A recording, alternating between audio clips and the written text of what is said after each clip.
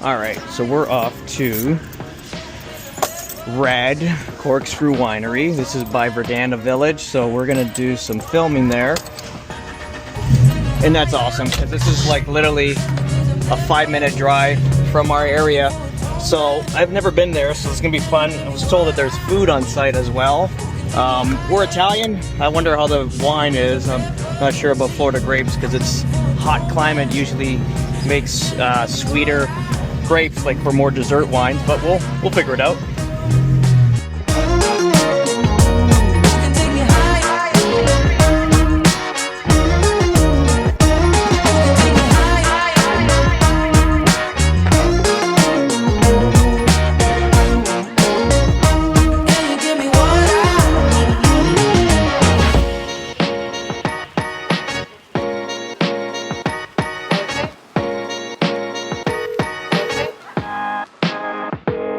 All right, so we're here in R.A.D. This is obviously on the Corkscrew, just adjacent to Verdana Village. We're with Dylan here, and we're gonna do Dylan's gonna show us around clearly, and then ultimately we're gonna taste some wine, and we're gonna do some charcuterie boards and maybe something from the food truck. So guide us through, buddy, how you would regularly tour.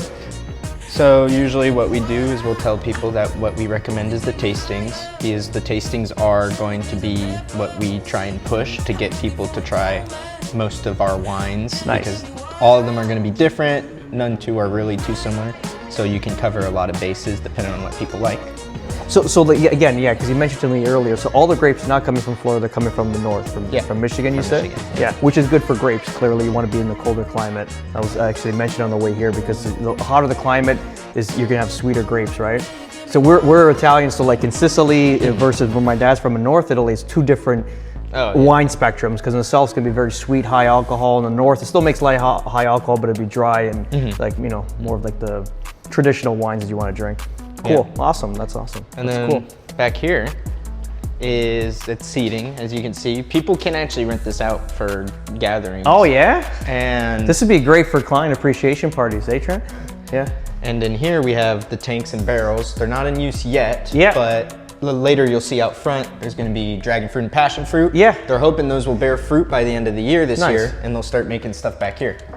It's amazing that it's right next to us. Like this, for me, this couldn't be a better placement. Oh, look at this. This is amazing. Yep, so out there, that's the dragon fruit. Yeah, I saw it. It's like a cactus, right? And there's the passion fruit over there. Is there anything on the vines we can pick off? Not right now, no. Grigio? Pinot Gris. Gris. Oh, interesting. What's the difference? So just the region. Oh. Yeah. Tell me about the region. So Pinot Grigio, I believe, Italy. Pinot Gris, I believe, is France. Fact check me on that. I don't want to be wrong there. No, it's all good. It sounds right to me.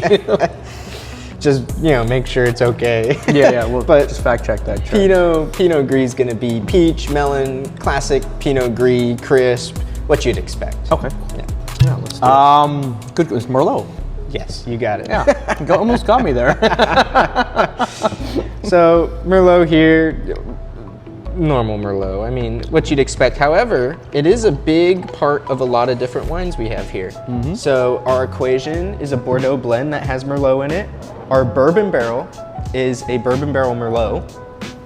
What year is this? Older? What year? What year? Oh, they're usually pretty new, so they're not aged for super long.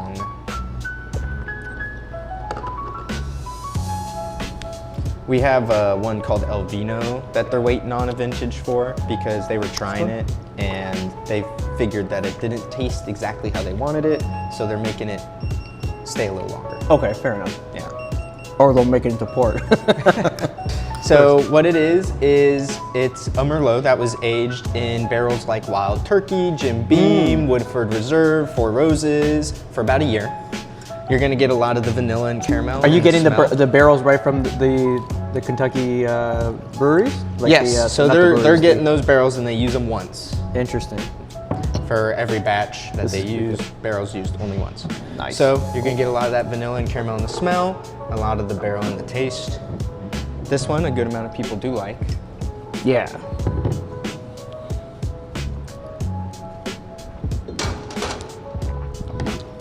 I gotta be honest, they're all good. I'm not even bullshitting, to be honest. They're all really good wines.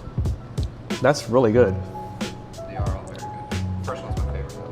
The white one, Pinot Gris. Actually, the Bordeaux was what got me into wine. My father-in-law made such an excellent. Look at that. Look at the color on that. I love this one. Oh. And when you smell it, it has a buttery smell, like butter. Who can take me higher? Show me things I've never seen.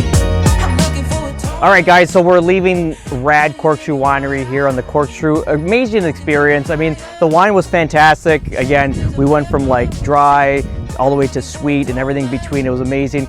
You should come visit this place. I think it's a great experience. If you're out on a date or if you want to bring in some friends and family members to have some wine, it's definitely worth it.